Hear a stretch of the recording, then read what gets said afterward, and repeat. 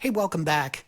There's an epidemic of give it to me in a soundbite or else I can't hear it or I can't digest it, in business in general, right? And it's kind of a problem because some really important nuance gets lost in the shuffle. And that's what I'm going to talk about today. Really important nuance called productivity. How do you align with what you ought to be doing and what's expected of you? I promise you, this may seem like a basic concept, but it isn't. You will take away a lot from this episode on how to deal with your superior or boss, even if that boss happens to be you. Okay, so here's the Wikipedia definition of productivity. All right, efficiency of production of goods or services expressed by some measure. That some measure is time. So it's your defined goal by measure of time it takes you to get there. And what most people don't think about is these two axes really measure, the definition and the expectation between you, your boss, your superior, right? Or the people who come to expect productivity from you. So let's take a look at a few examples here. Here's your goal, right? And here's the aim, where you intend to go for in the goal, and underneath is time representing the time it takes there. Those are your two axes that I spoke of. So let's say your productivity goal was to, call 50 potential referral sources within a week's time, right? If you were to change that goal to one day, get those 50 calls done in the one day, then it would be 5 times as productive, all right? So the definition of productivity changes based on how you change these axes. Another way of saying that would be I'm able to make 250 calls in the same week. Here's the big question. When it comes to your job, what is the expectation by the people who you report to? Or if you report to yourself.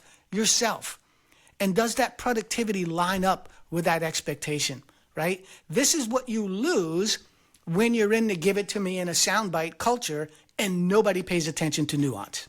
You may be killing it doing those 50 calls a week and thinking you're doing fine when the expectation is that you should be making those every single day. A huge disconnect there in those two different pieces here, right? So today in business, we experience that epidemic of miscommunication around this topic in particular, and that's because everybody's moving so fast and nobody has time for nuance. So what I'm going to do is lay out a framework establishing a clear definition of productivity with you and your boss, which is crucial for a successful working relationship. So here's some steps that could help you align with what productivity means for you. 1, initiate the conversation. Set up a meeting with your boss to discuss productivity expectations. Frame it in a way that you ensure both of you are on the same page. I got to tell you, if an employee comes to me and says, okay, what do you want from me? What's your goal? Let me make sure that it aligns. What's most important? Those things, man, I really value that from an employee. So number 1, initiate the conversation. Number 2, define goals and metrics.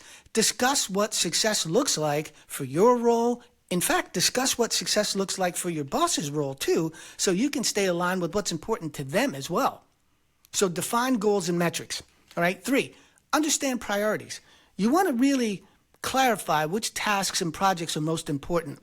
Understanding your boss's priorities, as I brought up a minute ago, will help you focus your efforts on what truly matters, right? Because we have a tendency to lean into the things that are most easiest, particularly as the day gets longer. We get to the end of the day, we want the things that take a little less brain power, right? But the things that are most important, to your boss might not be the things that you're working on. And this is a good way to clear that up. Here's the 4th one, regular check-ins. Establish a routine so you can talk about and discuss your progress in if any adjustments are needed.